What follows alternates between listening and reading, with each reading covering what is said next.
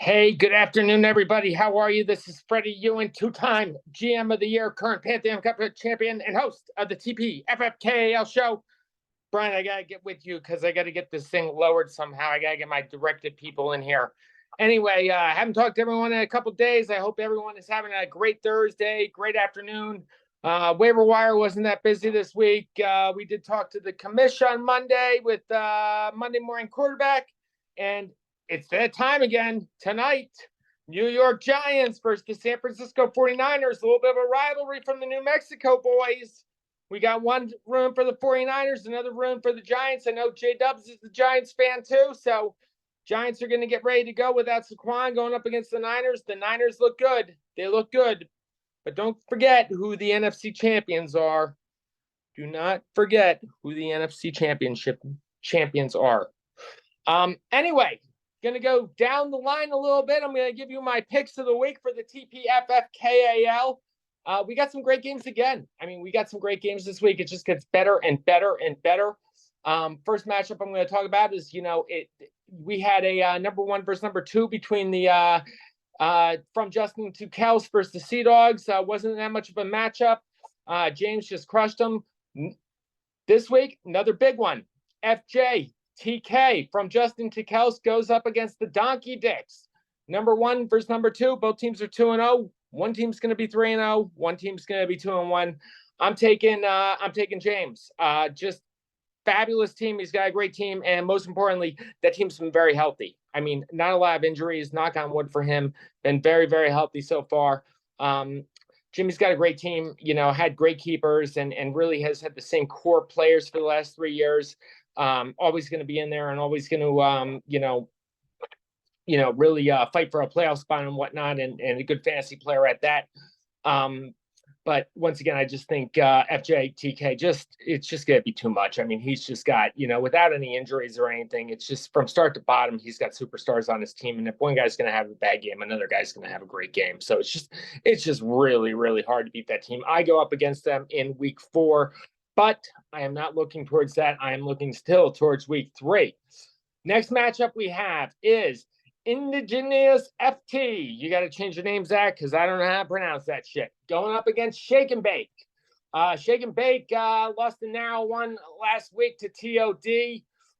Like them a lot. I got to get you on the show too, Bowser. We got to do a daily fantasy sports, and I got to get you and Neil still on the show. Hopefully, I don't think Zach or Sean are gonna come on, but they might. But I got to get you guys on the show. I'm gonna have Robin get back on this and reach out.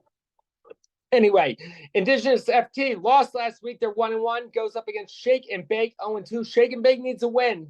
They need to win big time. They're a little beat up though. They got Breece Hall at their running back and Tony Jones. Jamal Williams is out. That really cost them. They did pick up Kareem Hunt, but he's not going to get a lot of things. So they really need a running back right now. They do have Mozart.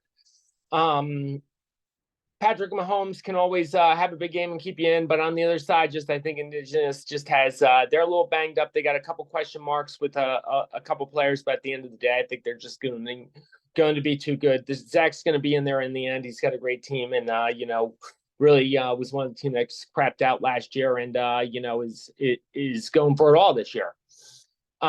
Next matchup: Red Sharks versus the 2-0 San Patricio Rockthrowers.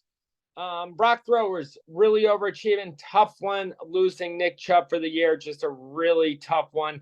Didn't pick up the handcuff forward. Probably needed him. Gibson is not the running back in Washington.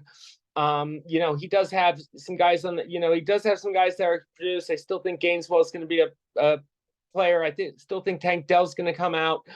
He's still got Cooper Kupp. We don't know what's going to happen with Kupp. If Kupp comes back in week 5, Kupp can be a top-notch, top 3 wide receiver, really. Walker's having a great year. Fields has been really off.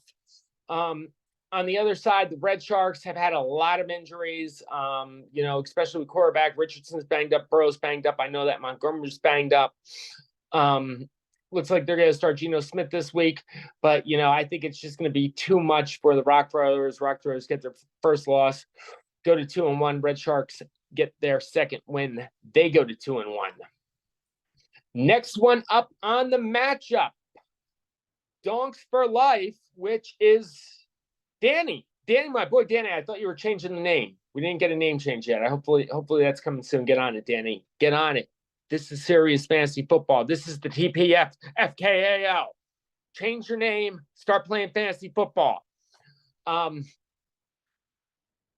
Anyway, Donks for Life. Going up against the Virginia Sea Dogs. Tough loss last week for the Sea Dogs. Sea Dogs are looking to rebound. They're a little banged up too. Eckler's out. Watson is still kind of iffy. Cam Akers did get traded over to Minnesota. They still got Parham. I think they're going to leave Parham on the bench this week, but I think the Sea Dogs are going to rebound with CMC tonight. They're going to have Cousins slinging the rock, Stephon Diggs, and then on the other side, I do think that Deshaun Watson really needs to step it up now with Chubb out. So I think Chubb being out, Watson's numbers should improve. Amari Cooper, he's still questionable, but they do have that quarterback wide receiver. They're going to be throwing the ball a lot more. So I do think that's actually going to help Donks for Life out a little bit, the Chubb injury. But I do have to pick the Sea Dogs in this one. I think the Sea Dogs are going to win this one. The next game that is up is, the battle of the 0-2s. Someone's going to get their first victory this week. That's exciting. Gronkdonks. Champ, now without the mad genius Danny of the Gronkdonks. What is Champ going to do? He loses Saquon Barkley and Danny in less than a week. I mean, that's got to be devastating. Someone's got to call him up and make sure he's doing okay. Barkley's out. Barkley's not as banged up as he was. They thought he might be able to play on Thursday tonight, but he's not going to. So, I think Barkley's going to miss this game and maybe next week, and he'll be back. So that's the good thing. Lamar Jackson playing so-so. Stevenson's going up against the tough New York Jets. Higgins had a great game. Olive has a so-so game against the Packers. On the other side, you got Sehmi Automatic's playing good given his team. I mean, they've had some great planes. They still have the jury's still out. What's going to happen with Jonathan Taylor? Week 4 is coming quick. Whether he's going to come back and start running or not, we're going to find all that out.